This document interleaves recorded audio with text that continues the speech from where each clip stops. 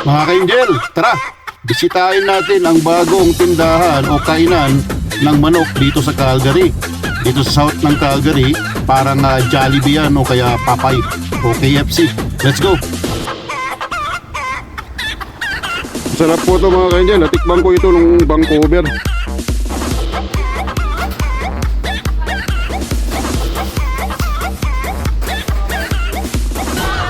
Yan mga ka-Angel, ang lalaki din ng mga chicken nila at crunchy. Yan, dami na siyang mga choices. Ganda, sarap din po yung biscuit nila mga ka-Angel. Yan, sarap po dito, Texas Church Chicken mga ka-Angel. Ay, may yung wrap nila oh, ang ganda oh, ang laki mga ka-Angel oh. Wow. Tapos mas potato rin sila oh.